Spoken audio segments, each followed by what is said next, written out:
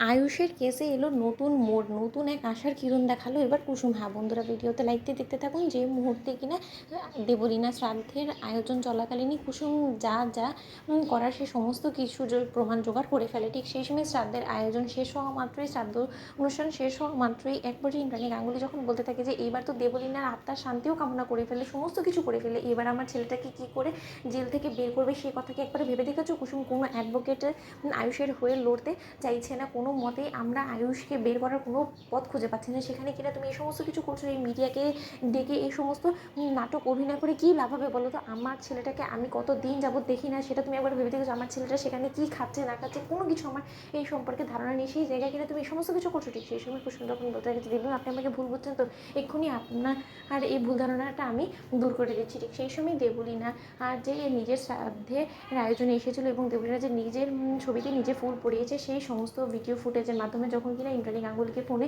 Capture করে কুসুম দেখায় এবং বলতে থাকে দেখুন আপনি স্বয়ং নিজেই দেখুন যে দেবলীনা ম্যাডাম স্বয়ং নিজেই নিজের ছবিতে ফুল পরিয়েছে, আপনি নিশ্চয়ই দেখতে পাচ্ছেন এই সমস্ত কিছু। তার মানে কী দাঁড়াচ্ছে, যে ছোটো সাহেব কোনো মতেই দেবলীনা ম্যাডামকে খুন করেনি, দেবলীনা ম্যাডাম মিথ্যে খুন হওয়ার অভিনয় করেছিল এবং অযথা ছোটো সাহেবকে ফাঁসানোর চেষ্টা করছে, আমাদের সমস্ত লোকেদেরকে জব্দ করার চেষ্টা করছে এবং সে একটা নোংরা ষড়যন্ত্র করেছে এবং সেই ষড়যন্ত্রের জেরে ছোটো সাহেব ফেসে গিয়ে হাজতবাস করছে এবং ছোটো সাহেবকে বাঁচানোর জন্য আমাকে এই পথ অবলম্বন করতে হয়েছে, কারণ আমি নিশ্চিত ছিলাম যে দেবলীনা ম্যাডাম এই বাড়িতে অবশ্যই আসবে, যখন কিনা সেই মিডিয়া থেকে শুরু করে সমস্ত যোগাযোগ মাধ্যমে সে জানতে পারবে এই জিনিসটা যে তার শ্রাদ্ধের আয়োজন করা হয়েছে, এখানকার কী পরিস্থিতি, আমরা কতদূর অবধি ছোটো সাহেবের কেসটাকে নিয়ে ভেবেছি, সেই সমস্ত কিছু জানার জন্য হলো দেবলীনা ম্যাডাম অবশ্যই বাড়িতে ঢুকবে এবং সেই সুযোগটাকে কাজে লাগানোর জন্যই আমি রীতিমতো এই প্ল্যানটা করি এবং আপনারা সমস্ত লোকেরা আমাকে সেই ক্ষেত্রেই ভুল বুঝে ফেলেন এবং আমার কাছে যে এছাড়া কোনোরকম কোনো উপায় ছিল না দেবলীনা ম্যাডামকে জব্দ করার জন্য। আমি কী বা করতে পারলাম বলো তো? অন্যদিকে মীনাক্ষী যখন বলতে থাকে যে এত দূর অব্দি যখন ভেবেছিলে তাহলে ওই সর্বনাশী দেবলীনাকে ছেড়ে দিলে কেন বলো তো? হাতের নাগালে পেয়েও কেন ওকে ছেড়ে দিল? ওকে এক্ষুনি থানায় নিয়ে আমরা দেখিয়ে দিতাম যে ও বেঁচে আছে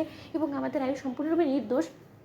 ঠিক সেই সময় এই কথা বলা মাত্র কুসুম বলতে থাকে যে ছোটো ম্যাডাম আপনি যেরকম সহজ সরলভাবে এই জিনিসটা ভাবতেন না, এতটাও সহজ নয়, কেসটা বড্ড বেশি জটিল হয়ে গিয়েছে। এবার যদি আমরা দেবলীনা ম্যাডামকে হাতে নাতে ধরেও ফেলতাম এবং তাহলে দেবলীনা ম্যাডাম কিন্তু আরও বেশি অ্যালার্ট হয়ে যেত এবং সে এখান থেকে পালিয়ে যাওয়ার যে কোনো মূল্যে চেষ্টা করতো, কারণ দেবলীনা ম্যাডাম এখানে একা আসেনি, সে বরঞ্চ তার পঞ্চ পাণ্ডব সঙ্গে করে নিয়ে এসেছে এবং সে রিভলভার সঙ্গে করে নিয়ে এসেছে এবং সেটা আমি স্বয়ং নিজে দেখেছি যখন কিনা তার সঙ্গে আমার ধাক্কা লাগে।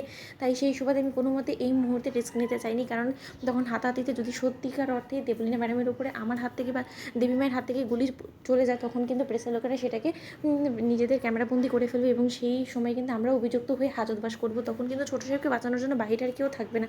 তার জন্য আমি সেই রিস্কটা এড়ানোর জন্য এই সমস্ত কিছু করেছি। এর পরবর্তীতে যদি আপনাদের মনে হয় যে আমি ভুল সিদ্ধান্ত নিয়েছি, তাহলে আমাকে আপনারা ক্ষমা করে দেবেন, এছাড়া আমার কাছে উপায় ছিল না। তো বন্ধুরা, লাইক এবং শেয়ার করে সাবস্ক্রাইব করতে ভুলো না।